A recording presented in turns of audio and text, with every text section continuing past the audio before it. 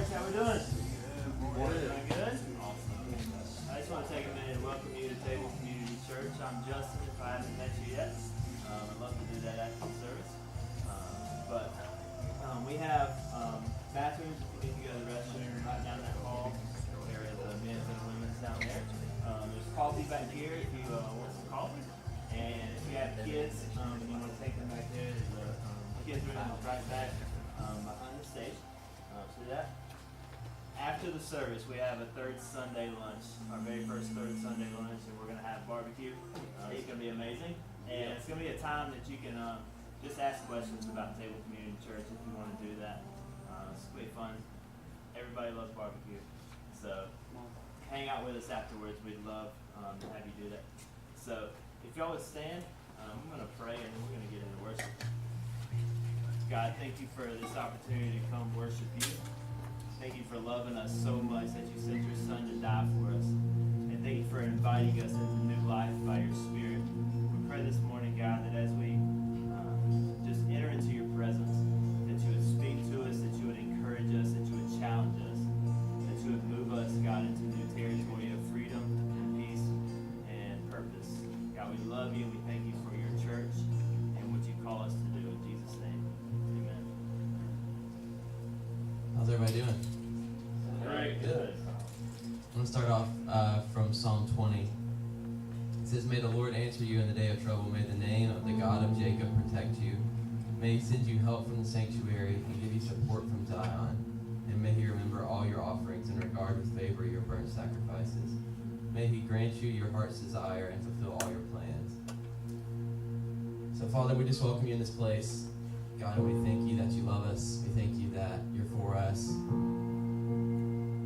God, that you're with us at all times and that we can just trust you. And so we welcome you in this place. In Jesus'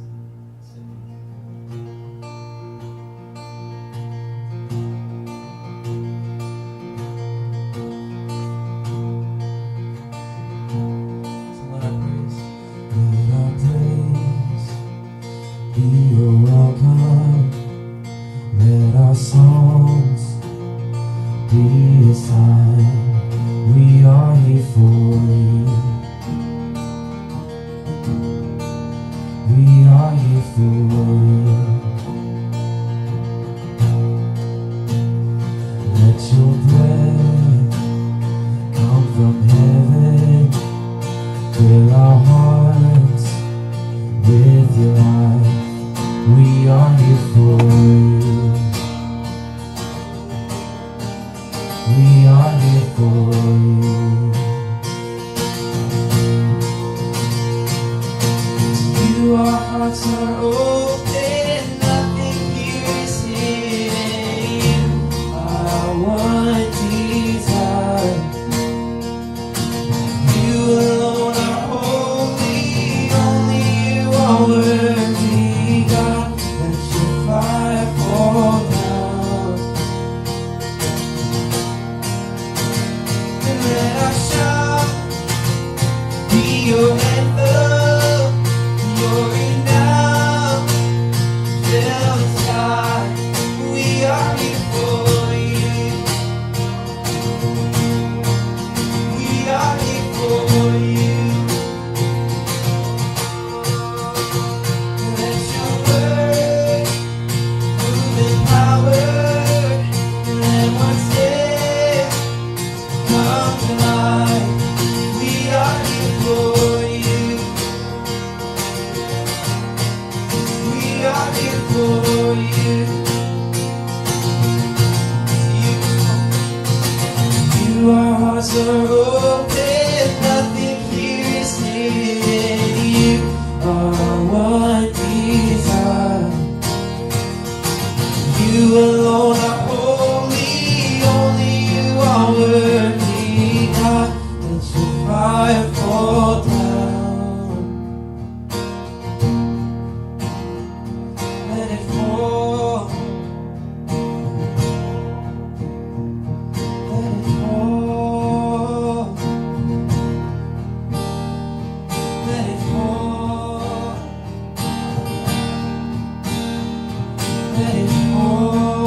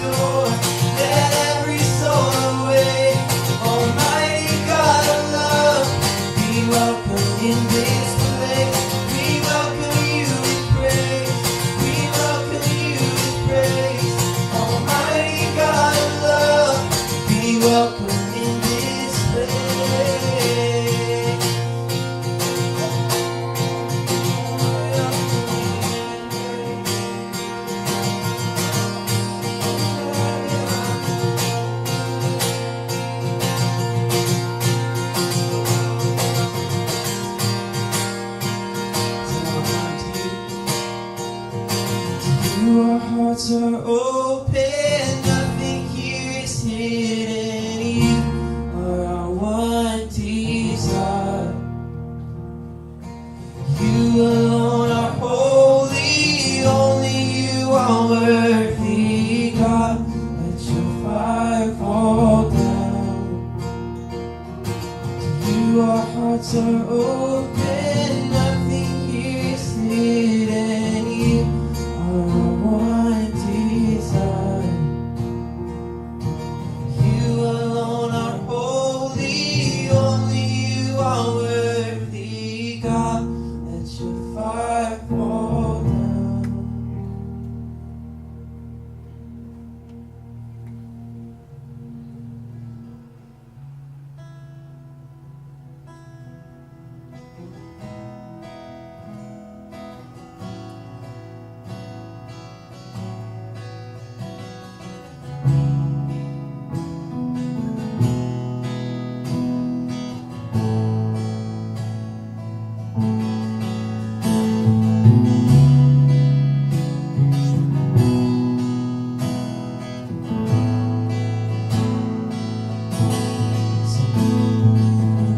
Before I spoke a word, you were singing over me.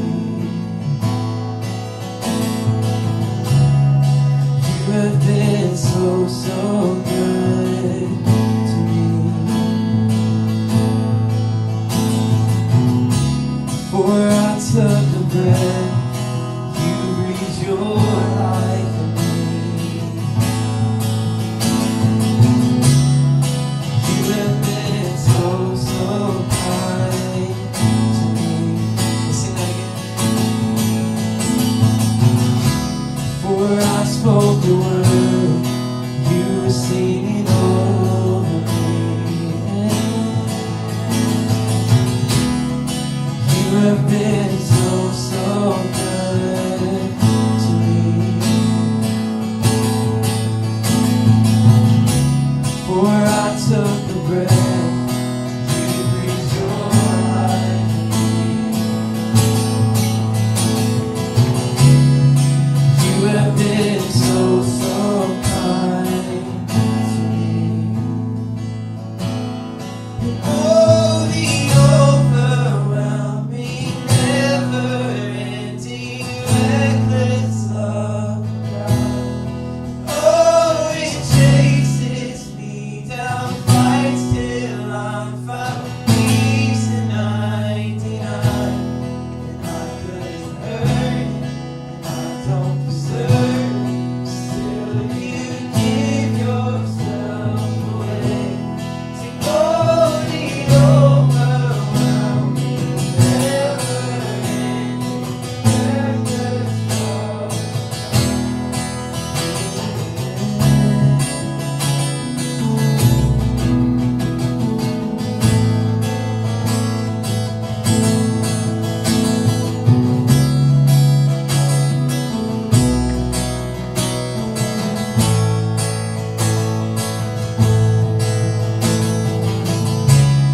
And I was your foe, still your love fought for me. You have been so, so good to me. Hear this? When I felt no worth, you paid it all for me. Yes, you did. You have been so, so kind to me. Hey, oh, the overwhelming, never-ending, reckless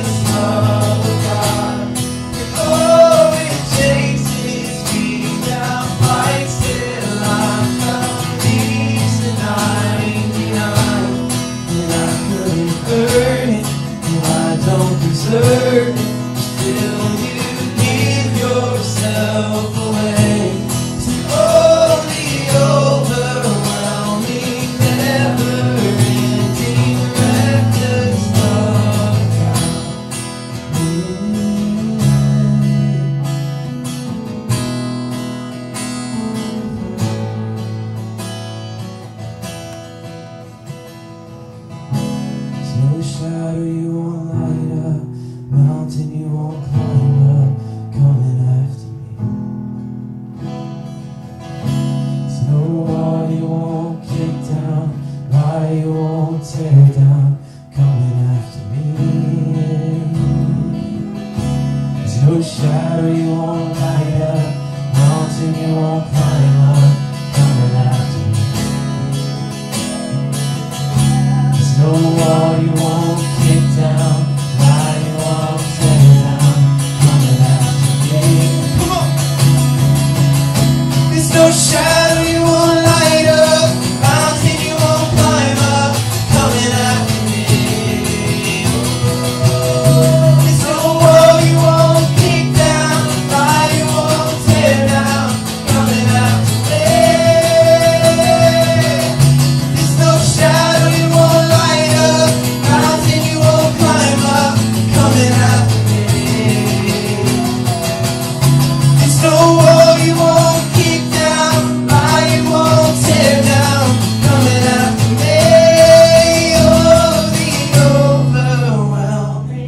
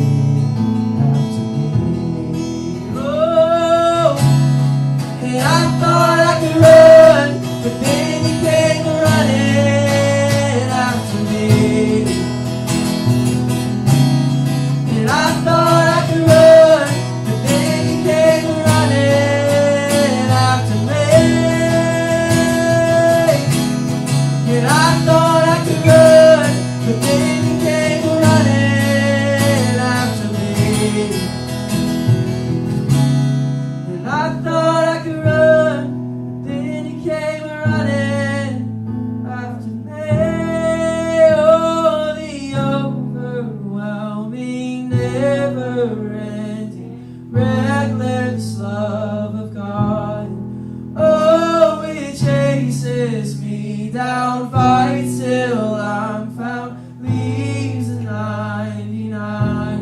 And I couldn't earn it, and I don't deserve it, still you give yourself away. And oh, the overwhelming, never-ending, reckless love.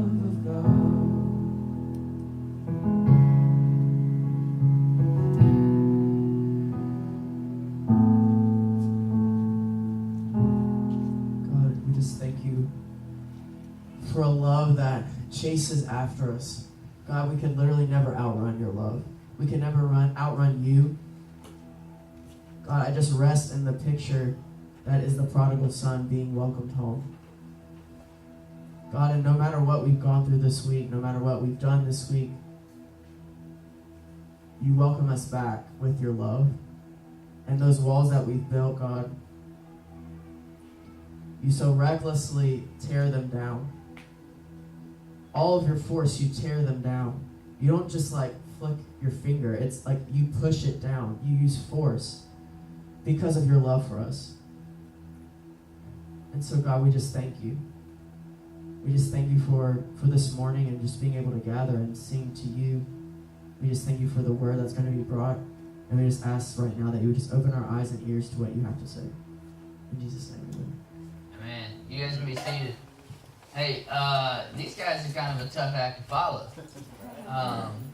Hey, if you aren't aware of it, you can just set that down. We'll do that in the last song. You're good. If you're not aware of it, there's these guys and a couple other guys are doing what's called Coffee House Worship tonight. That's down at Barista Alley.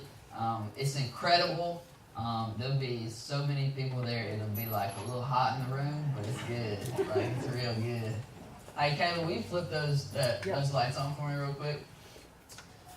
So, I have some friends who are professional musicians, and they weren't always professional musicians. When we were in college together, they were in a band, and they went to this church about an hour away, and they had them set up on this, they were going to do an outdoor concert, and they had them set up on this bed of like an 18-wheeler trailer bed, and there was rain coming, and they have all this equipment, and they're in college, and actually, like, it's this sound system, actually, was what they were using at the time, and so they have all this stuff, like, set up outside, and they're, like, telling the youth pastor, they're saying, the rain is coming, like, do we have some tarps or something? He's like, don't worry about it. We got people praying over it, right?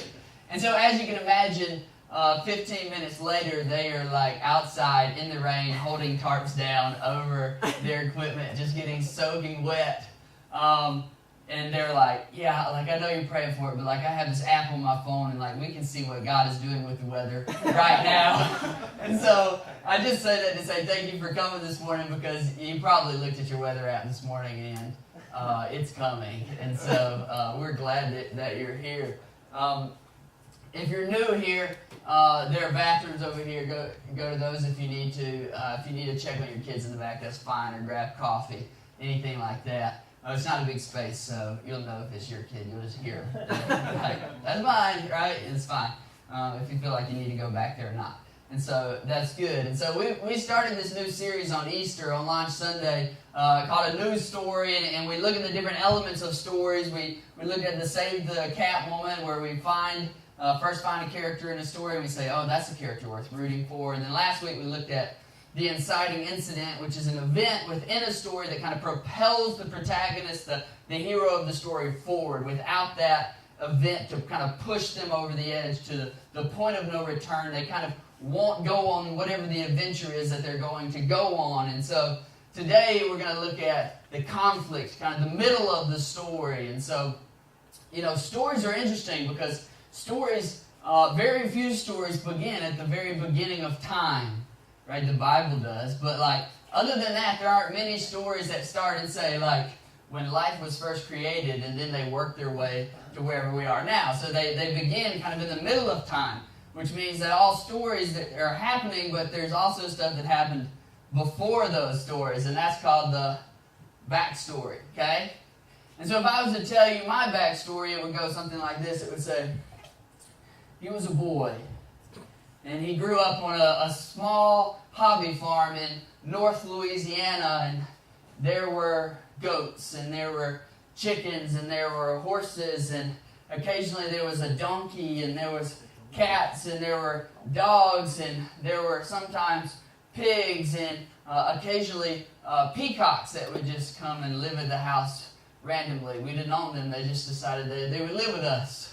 And so, and his father was a principal at a small elementary school in a small town in North Louisiana. And so he was compensated in the way that principals of small towns are compensated. And so they were not poor, but dirt poor, but they didn't have a lot of money because he didn't make a lot of money, but there were a lot of mouths to feed. And so the boy was the third of 6 children, right? So you got to get the point, right? You got to come from humble beginnings. And so, like for us, I remember the day that we had benches for the kitchen table. My dad, he's a handy guy, and he built these benches for us to sit at. And so before we had the benches we set on milk crates. And so you think about the milk that the crates they deliver milk into schools. Like that's what we set on at the kitchen table. And then, we didn't go on a whole lot of vacations, and we didn't eat out, fancy places like Burger King and those kind of things, because there's like 8 meals at Burger King is like $100 or something. I mean, it's ridiculous, right? And so we didn't do that. When we go on vacation, we didn't go to Disney World, and we didn't go to, it wasn't like a week at like a nice beach in Florida. Like that wasn't an option. So the options were within 1 to 3 hours drive of us, so that we could get up really early in the morning at like 5 or 6 and drive there, and then like spend the day and then come back home, because there's a hotel wasn't happening. And so we would go to like really cool places like Vicksburg, Mississippi. Right? How many of you guys have ever been to Vicksburg, Mississippi? Like, what? I want to go. Yeah. If you're driving down I-20, like maybe you had to go to Dallas for something, and so you were probably driving through Vicksburg and were like, we'll just wait to the next town, right? Yeah. That's probably where you went. But we would go there because there was a Civil War battlefield there, which is basically just like a lot of pastures with monuments in it, like stuff that we couldn't break. And then we would go places like Hot Springs, Arkansas, right? Hey, yeah, Hot Springs, Arkansas. And, there's some stuff there. There's like a wax museum there, but we couldn't afford to go to that. And so the reason we would go to Hot Springs is because there are hills in Hot Springs, Arkansas. Not like the hills we have here, not even that big, but like they're much bigger than what you have in North Louisiana. And so you would go there because most of the hills, it was free to walk up to the top of the hills, right? And so we'd go there and we'd walk up a trail maybe and go to the top of a fire tower or something. It was a big adventure for us. And so when we were riding in the car there was always a question that I would ask my father or I'd ask my mother, and that question is, are we there yet? Right? You ever ask your parents that on a long trip? Right? I'd ask my parents that, and my dad would respond with something like, well, are the tires on the car still moving? Ooh. Right? Yes. And I would say yes, right? And he would say, well, then that answers your question, right? And you'd say, are we there yet? And, there would be some other response like that. But what I'm asking is not really the question, are we there yet? See, the circumstances are such that mom and dad are in the front seat, but there's like 4 of us on a bench seat right behind them in the car. And I am not the oldest and I am not the youngest, so I don't get a window seat, okay? And so I don't have a window seat, which means I'm sharing the middle seat belt with somebody, right? And that somebody is complaining because they're saying, Mom, Aubrey is touching me. And she says, yes, you are buckled together in a seat. Right? And the person next to me would say, Mama, Daddy, Aubrey is looking out my window. And I'm like, where else am I supposed to look? And so you would spend the trip kind of, crunched in the middle and trying not to cross certain lines on the seat and, knees in the chest and just waiting to get there. So what I'm really asking is not, are we there yet? I know that question. The question I'm really asking is, how much longer do I have to endure these current circumstances? Okay? Because they are not fun. I am tired of sitting still. My legs are starting to cramp. This is a bumpy road because these are Louisiana, Arkansas, Mississippi highways. There are a lot of potholes in them. I'm getting a little motion sick. And what I really just need to know is how much longer am I going to have to sit where I'm sitting right now? And so a lot of us, we feel this way about life a lot of times, right? Whatever our current circumstances that we're sitting in is we look around and things are not quite what we want them to be. Like, we could probably all agree that we wish life was like just a little better than whatever it is that we have right now. And so whatever the season is, maybe like you're in high school, especially if you're a senior in high school, you're like, man, like, I can't wait to get through with this and these people. Like, life has more to offer. And it does, right? But what you're looking forward to is either the workforce or you're looking forward to college. And let's say you're in college. And so you're in college and there's some part of you that just says, this is fun, but I can't wait to get out into the real world and to work 40 to 60 hours a week so I can pay bills. Like, I can't wait for that moment, right? And then you get there, and then maybe you're looking for a spouse, and you just want to get married, and then you get married, and you realize that didn't fix any problems, so you're like, well, let's have a kid. We'll see if that fixes the problem. And then you're like, nope, that didn't fix the problem. And so you're like, maybe we should have another kid, right? And then you have those kids, and you're like, oh, I can't wait for these people to be out of my house, right? And so then they're out of your house, and you're just sad and depressed and have no reason to live anymore, right? And you're just looking forward to retirement. And so whatever the season is, we always are kind of like, life is going to be greener on the other side, okay? And so we all live there, and we all want to know, are we there yet? How much longer are these current circumstances going to define me? Because frankly, I'm a little tired, and I'm exhausted, and it's really hard, and it's challenging, and God's put some stuff in my life that I wish maybe He hadn't put in my life, and frankly, I'm a little tired of these people I'm sitting by, right? Yeah. And so that's where we are. And so there's a part of us that thinks deep down inside that even like the middle of the storm that I'm in, like if things don't get better, I don't know if I'm going to get through it. Okay? And so there's this sense that maybe, God has put you in this, and there might be purpose for it, but God, if I'm honest, I'm probably not spiritually mature enough to handle what you got me in right now. And I've been reading lately about this thing. Psychologists are writing about this. There's a new thing of artificial maturity.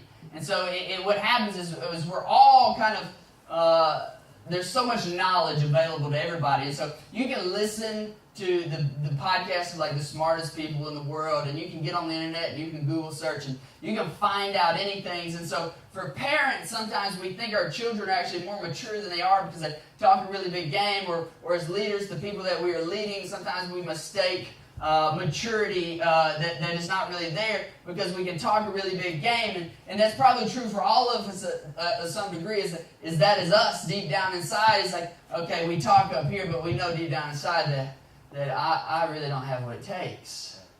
And the truth is, you don't have what it takes, right? That God has what it takes, and that He is the one that will carry you through the storm. Today we're going to be looking in Mark chapter 4, if you want to find that in your Bible. And we're going to look at the story where Jesus calms the storm. He calms the winds and the waves. And the thing you need to know about this story is that the people that He chooses to be in that boat with Him, and the boats that surround Him, He chooses them because they are not ready. Okay? That is why He brings them on the boat. It's because He is taking them to the other side. There is something He wants to lead them toward, but they're not ready for it. And that's exactly why He has them in the circumstances He has them in. Right? So we talked about the inciting incident, that moment of no return. It pushes people over the edge. In this story, that's when they got in the boat with Jesus, right? You get in the boat with Jesus and you start sailing. There's no turning back. There's something He wants to teach you. He wants you to learn that you're just going to have to go through it to figure it out. And so today we look at what's called the conflict of the story, the rising action. And so typically, at the beginning of the story, there's the save the cat moment. We find the character, we meet the character. There's the inciting incident. Typically that happens in like the first third of a story that propels the story forward. And then at the very end of the story, there's the resolution, okay? And usually if it's a movie, that's like the last 10 minutes of the story, okay? Like it all wraps up, okay? There's a resolution that happens. But in the lengthy middle is what is called the conflict, or the rising action within the story. And there's actually no story if there's no conflict to overcome. In fact, conflict is what makes a story, okay? And so we look at, we talk about the movie Rocky, right? We meet Rocky, we like Rocky because he's a tough guy like us that takes care of turtles, right? And then there's the inciting incident. Apollo Creed challenges him to the world championship boxing match, and so he says yes to that. And then there's the whole middle of the story that's really important. Because if Apollo Creed just challenges him, then we fast forward, Rocky knocks him out in round 1. Are we happy with that story? No, we want our money back, right? So Rocky has to have conflict with Mick, with his trainer. He has to have conflict with his girlfriend at the time. There's got to be some relational stuff that's overcome. He's got to train. If he's already ready, that's not a very compelling story. He's got to train, right? He's got to run to the top of those stairs and cheer at that museum, and he's got to chase the chickens to work on his agility, and he's got to get in there and he's got to box the carcasses in the meat locker, right? And then if we go through all that and the fight scene is not any good, we're still not happy. Right? If it ends in round 1, we're not happy. And so we need him to be challenged for a very, very long time. And need the fight to be long and drawn out and very close. And moments where it seems like he's going to win. And moments when it seems like it's all going to fall apart. And without that, that is not a compelling story. Without the storm in the story, it's not much of a story. And that is actually true of our lives. That when, think about people who retire and then go back to work, right? The reason they go back to work is because there's nothing to overcome in life anymore. There's no challenge, there's no conflict. We need it in our lives to make sense of our lives. Like our lives would not be worth living if we just, had all the money in the world and no responsibilities and no cares, and it wouldn't be a story worth watching. And so the author of a story, a really good author, their job is actually to take the protagonist, the hero, through as much stuff and as close to the point of breaking as they can before the resolution can happen. And if you look at the story of Jesus, this is true, right? The resolution is he raises to new life. And that if we follow Jesus, then we can raise to new life. But where does God take him? It says from the beginning, it says that of his story, it says Jesus set his eyes to Jerusalem. So the whole way he is walking toward Jerusalem, knowing that death is coming, right? And God takes him through the grave. Why? Because God's a pretty good author. And that's the story he's inviting us into. So today we're going to look in Mark chapter 4, begin in verse 35. Read with me. It says, that day when evening came, he said to the disciples, let us go to the other side. Leaving the crowd behind, they took him along, just as he was in the boat. There were also other boats with him. A furious squall came up. Probably what we're about to see. A furious squall came up, and the waves broke over the boat so that it was nearly swamped. Jesus was in the stern, I love this part, sleeping on a cushion. The disciples woke him and said to him, Teacher, don't you care if we drowned, right? So they get out in the boat. Things are going terrible. Right? These are not the circumstances they really signed up for. They thought, I'm getting in the boat with Jesus. It's going to be good. Right? And then they get out there, and there's a storm, and there's wind, and there's waves, and they're afraid they're going to die, and they do the things that sailors do. I mean, what do you, like man the mast, and, I just imagine there's probably like a big wheel, right? Right? They're trying to keep each other's spirits up, and so maybe one of them singing like, how about Jesus take the wheel? Like, that's a good song right now. They're like, where's Jesus? And they're like, oh, he's like asleep in the passenger seat right now. And so that's their question for Jesus is Jesus, why are you sleeping on us? Jesus, don't you see what's going on in my life right now? Don't you see my circumstances? Don't you recognize my struggle and my pain and the difficulty that I'm going through? Don't you see this storm? Jesus, I don't know if you created the storm or if you just let the storm happen, but aren't you at least bit interested in my safety and my well-being? And so they asked Jesus and said, Jesus, where are you? Why don't you care about us? And where they find Jesus is asleep in the stern on a pillow. Jesus is comfortable in the middle of the storm. He's relaxed. They're saying, Teacher, don't you care if we die? Don't you see my struggle? And Jesus is saying, I've got it. The question they're asking Jesus is a lot like my question. It was, are we there yet? Jesus, how much longer are these circumstances going to last? Because we're trying to hold it together, and I don't know how much longer I'm going to be able to hold it together. And so Jesus didn't tell them when they got in the boat that it would just be a nice ride across the sea. He didn't say it was going to be easy. He just said, come and get in the boat with me. And in fact, you can probably bet that it won't be easy following Jesus, but that when you do find Jesus in that middle of that storm, that he's going to be relaxed, that he's going to be calm, that he's got it under control. And the question he's asking them is, do you trust me right now? You know, we just probably left the shore. You know, we probably did something like, you know, feed a multitude of people or raised people from the dead, or, you know, just healed some sicknesses or something. Guys, do you trust me? I'm right here. So we have to trust Jesus in our waiting and in our struggling. For those of you that don't know, LeBron James is the greatest basketball player in the world. Right? There's some disagreement in the room. John will tell you that Kobe was the best basketball player in the world, but Kobe was just in the J Light. He's nobody special. And so LeBron's the best basketball player in the world. If you don't follow basketball, you might not care about that. But he is the greatest. And more people are arguing that he is the greatest of all time. It's becoming more and more of an argument. And at the beginning of the season, the commentators were all saying that, is LeBron still the greatest basketball player in the world? Because age catches everybody. Father Time catches everybody. He's an old 33-year-old man, right? Right? Which is old for the NBA. And so, but they're saying eventually he won't be the greatest player in the world. And I'm sitting there going, he was the greatest player in the world last year. And if I look at the highlights from last year, well, that's not a bad predictor of how good he's going to be this year. But the reason I think that he's going to be the greatest basketball player in the world again, as he is that I was following him on Instagram during the off season.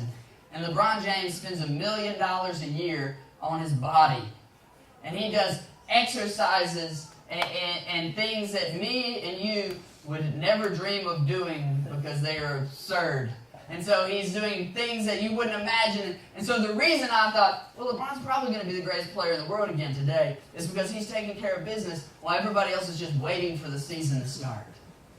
And the same is true with Jesus. That if you're going to trust God, you're going to have to do the work of following Him, even when it feels like you're just waiting to get through this season. Let's look at verse 39. It says, He got up and rebuked the wind and said to the waves, Quiet, be still. The wind died down, and it was completely calm. He said to His disciples, Why are you so afraid? Do you still have no faith? They were terrified, and they asked each other, Who is this? Even the wind and the waves obey Him. So the disciples, they get in the boat with Jesus, right? And if you ask the question, why do the disciples get in the boat with Jesus? It's kind of like the old joke, why did the chicken cross the road, right? Where's he going? To get to the other side. And so the disciples, that's really all they're concerned about, right? They just want to get to the other side. They can't see through the storm. They don't even know what the other side looks like. They got to think that it's probably better than whatever we're in right now. And so they're asking Jesus, seriously, what are we doing? Like, let's get where we're going, right? And then Jesus, He stands up and He calms the winds and the waves, and He kind of like pulls this Captain Phillips move, and He's like, I am the captain now, right? And so He gets up, and what they realize is that, oh, Jesus has been in the boat the whole time. Like, He was calm and collected before we ever got in the boat, and He knew the storm was coming. And He's cool and collected in the middle of the storm. In fact, He's like, He says, I'm comfortable. We can stay here a while. It'll be okay. And then He's going to be calm and collected after the storm as well. And so the sailors, they did one thing right. They got in the boat with Jesus. Yeah. Right? That's the inciting incident, right? That's where Jesus said, hey guys, we're going to go sail across the sea. You want to come with me? They all got in the boat.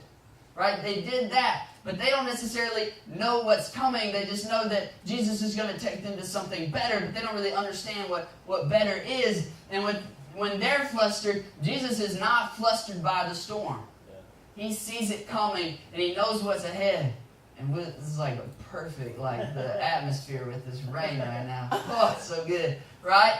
And we all need people like that, right? When you're in the midst of some troubles and some trials, we all need people around us who are cool and collected and can be that rock for us. We all need those people in our lives. That's why it's so important, I think, to be a part of table groups here, is because we're all going to go through, we all got trials in our lives all the time, but sometimes it just gets really, really hectic, and we need those people to lean on.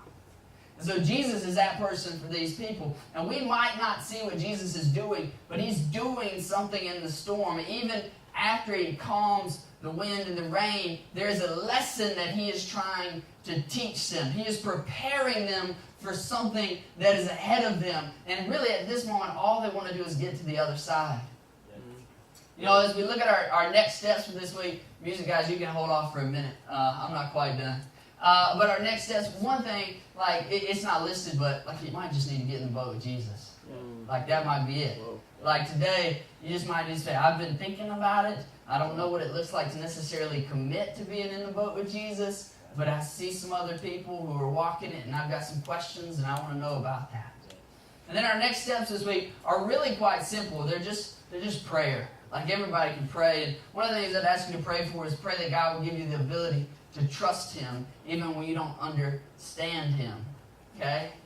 And so sometimes we're in the middle of the storm and we don't understand why we're in the middle of the storm. And so there are different ways to look at it. Some people believe, and frankly, like in this space, you're welcome to believe either one of these things, is that you can believe Jesus caused the storm.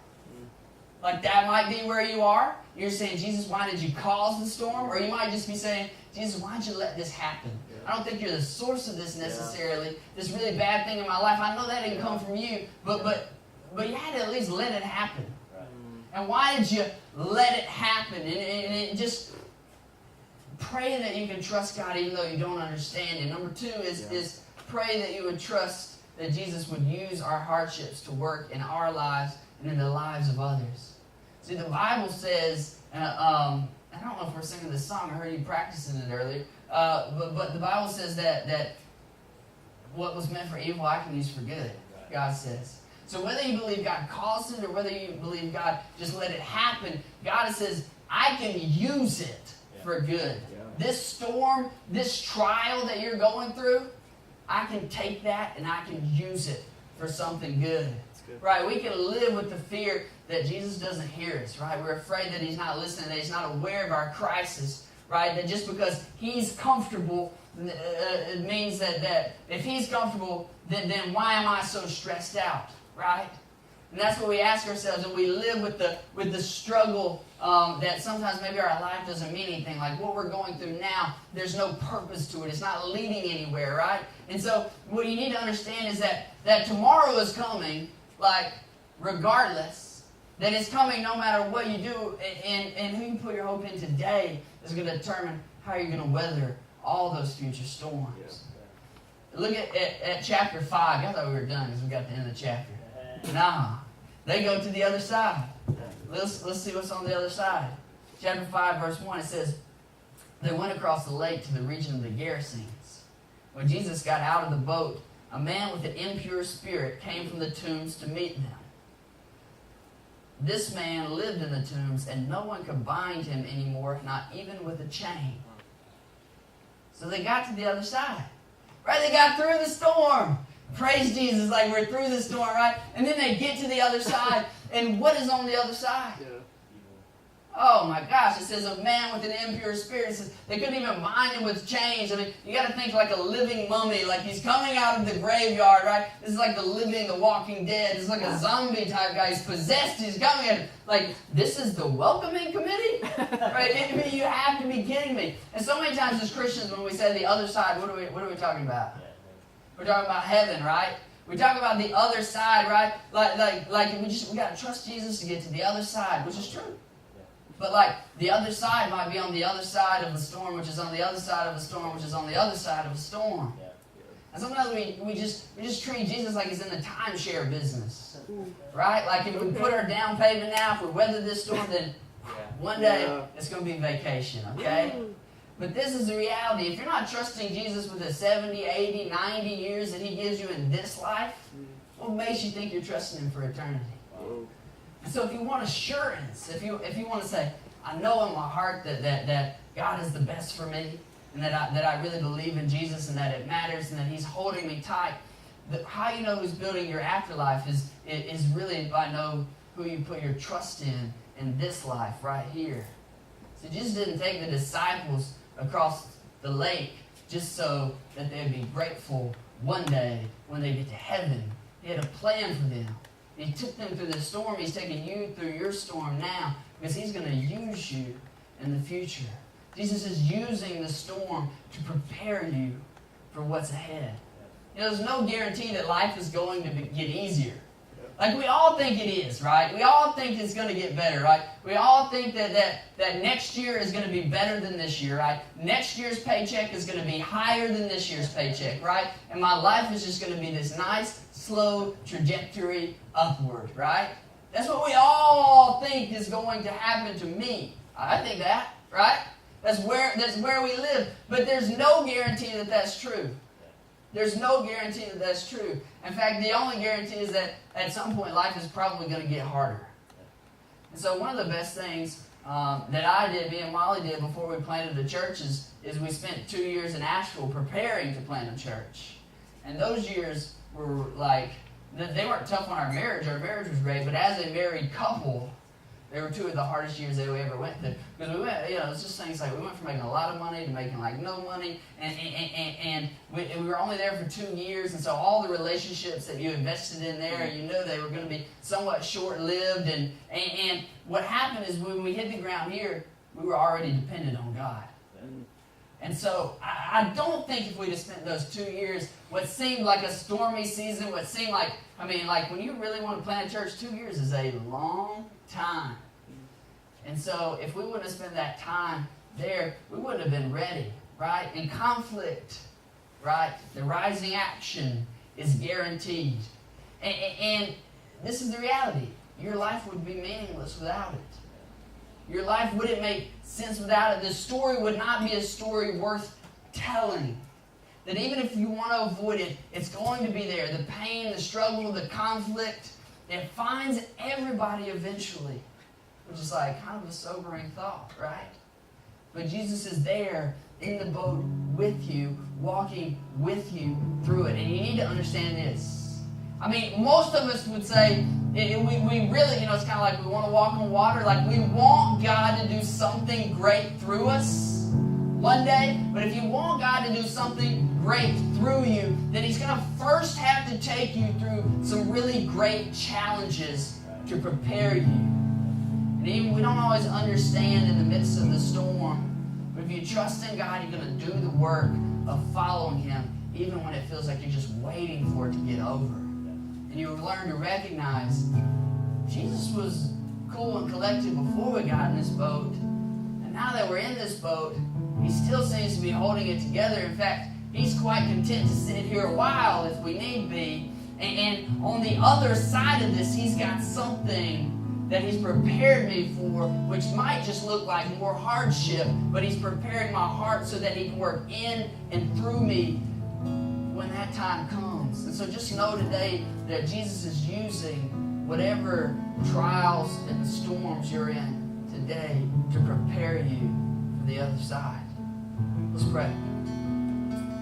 God, thank you so much. Thank you for this rain. God, we pray that it knocks all the pollen out of the trees. We just pray that, like the rain, that your love would wash over us and that we would be content where we are. To know that one day you're planning to do great things through us, and sometimes that might be today, but part of what that means is realizing that we might be here for a while, sitting in the rain, just trying to hold it together, and you have got it held together. So we just pray that we will rely on you and trust you. Whether we believe that you caused the storm or you just let it happen, we know that you saw it coming, and that you will use it for your good. We love you. We thank you for the good that you've done through your Son, Jesus. It's in His name we pray. Amen. You guys stand with us as we worship.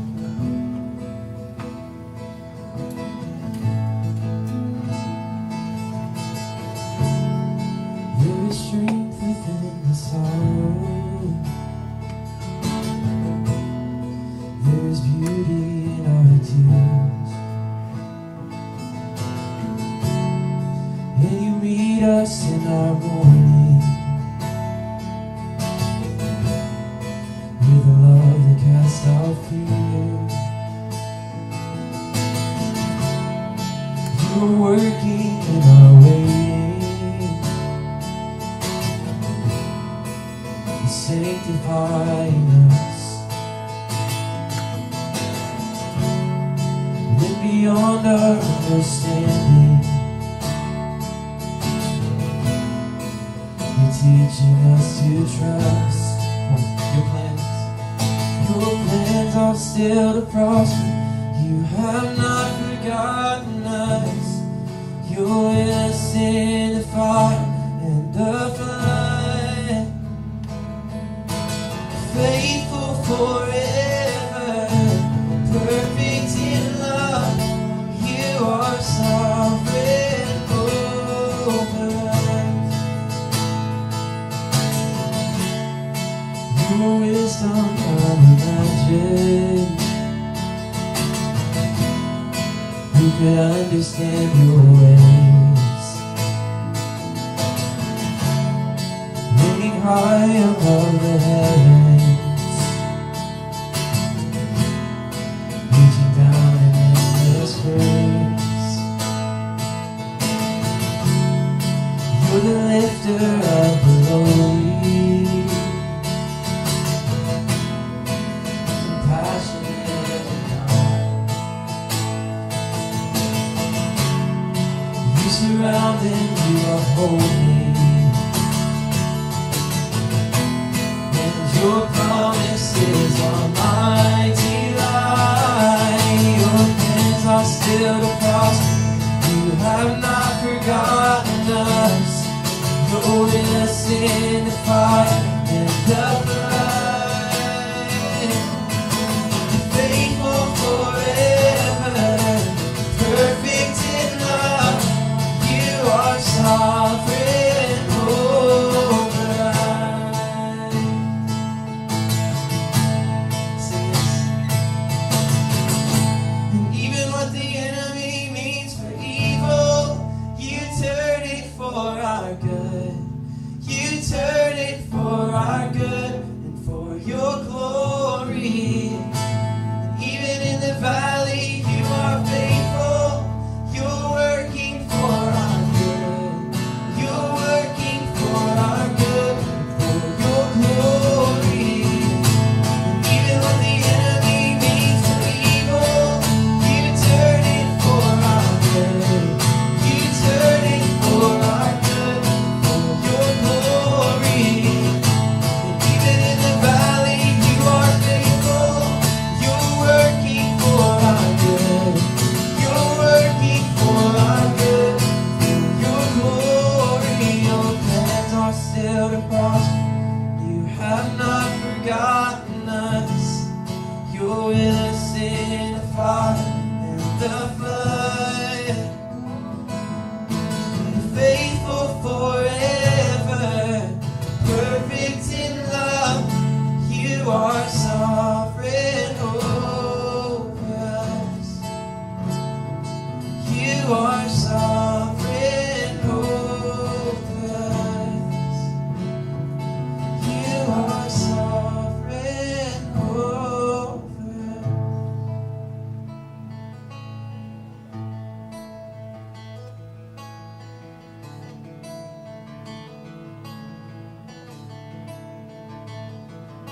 When the lies speak louder than the truth, remind me I belong to you. And when I can't see past the dark of night, remind me you're always by my side. And when the lies speak louder than the truth, remind me I belong to you. And when I can't see past the dark of night, remind me you're always by my side. And when the lies speak louder than the truth, remind me that I belong to you. Oh.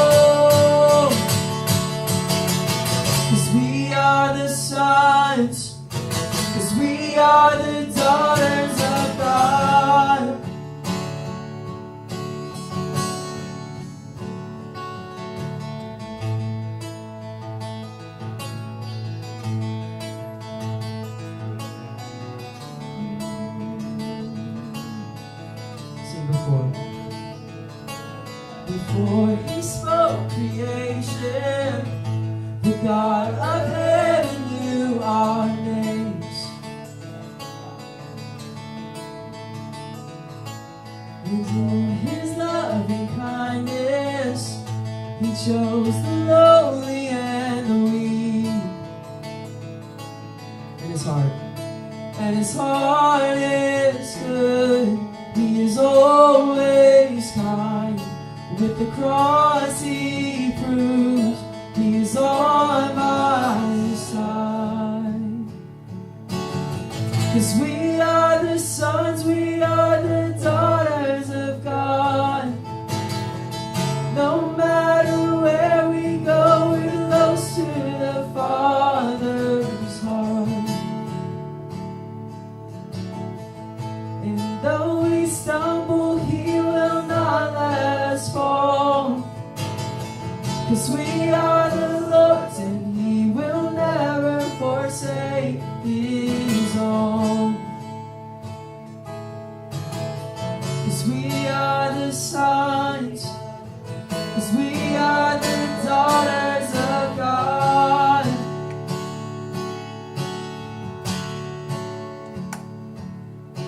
His love he lavished on us and called us children of the King.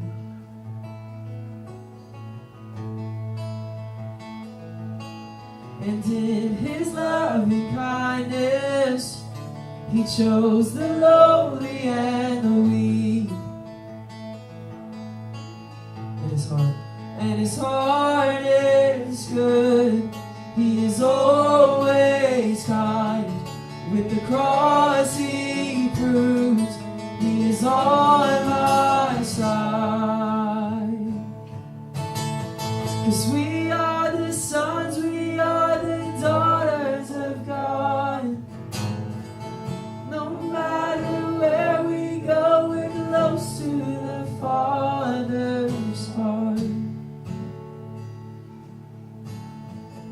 And though we stumble, he will not let us fall. 'Cause we are the Lord's and he will never forsake his own. 'Cause we are the sons, we are the daughters of God. God, we just say thank you. God, that in whatever circumstance that we go through, God, whatever path we walk in life, God, that we can look back to you and know that you're right beside us. God, even in times when we don't acknowledge you right beside us, God, you still are. You remain the same. You don't change. And God, I just thank you for that. God, as we enter into this time of giving, God, that we would just give back to you. Just give back to you what belongs to you. God, and we just love you. And we just thank you for this time of worship. Amen.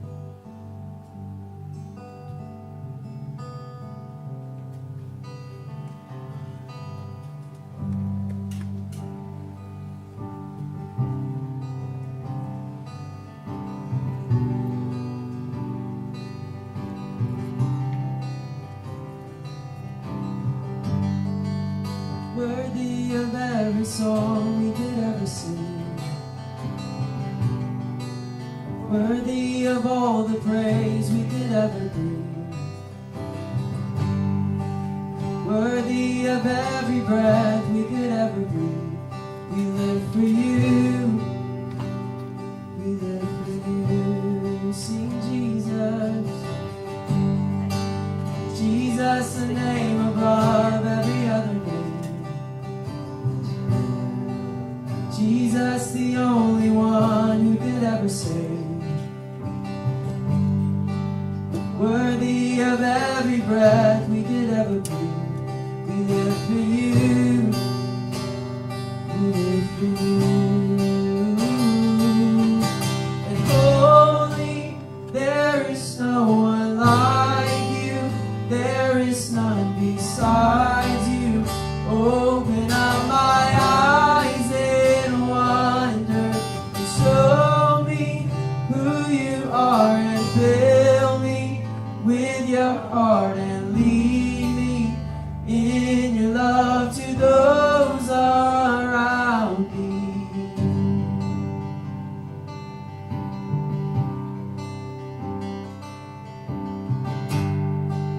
Worthy of every song we could ever sing, worthy of all the praise we could ever bring. So worthy, worthy of every breath we could ever breathe. We live for you. Oh, Jesus, the name above every other name. Jesus, the only one who could ever save. Worthy of every breath we could ever breathe. We live for you. Oh, we live for you. And holy, there is no one like you. There is none beside you. Open up my eyes in wonder and show me who you are and fill me with your heart and lead me in your love to those around me.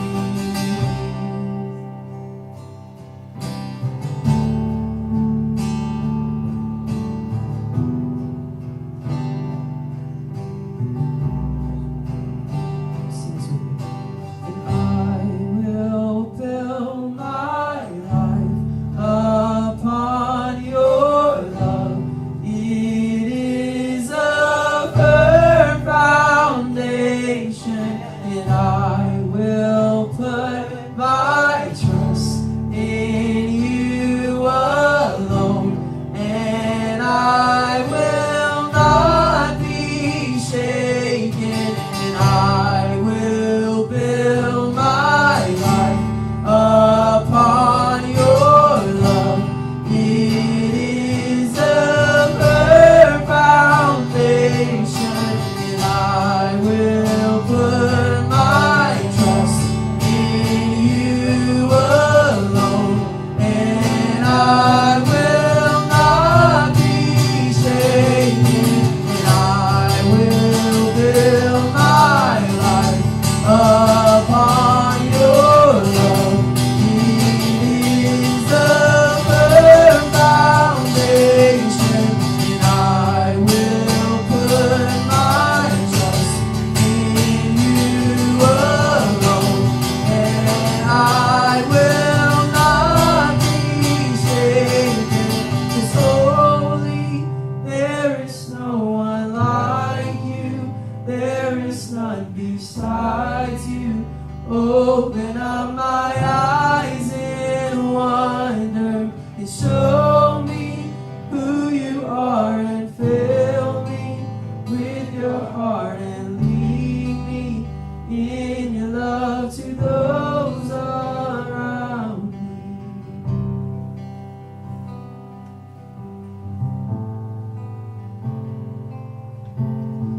Hey guys, thanks for coming today. Man, we're just really glad that you came. If this is your first time, we have a gift for you. It's right over there. There's some coffee cups that we'd like you to have, and so come be a part of that. If you want to be a part of groups, you want to be part of table groups, there's a little board on the wall with some information on there. We updated that information this week because apparently we had some false information on there. But tell the truth now. So that's over there. Come be a part of that. And then hang out right afterwards. We are doing lunch. So we'll chill for about 10 minutes and then we'll settle lunch. We got some pulled pork that we cooked up. We're going to make some sandwiches. And it smells delicious. So stay for that. And if you're new, that'll be an opportunity to ask some questions and I'll go over some stuff just so you can familiarize yourself a little bit more with Table Community. But we invite everybody to just stay and eat with us. It's going to be good. So, Table Community, you're sent. To stay. You're sent to stay. That's right.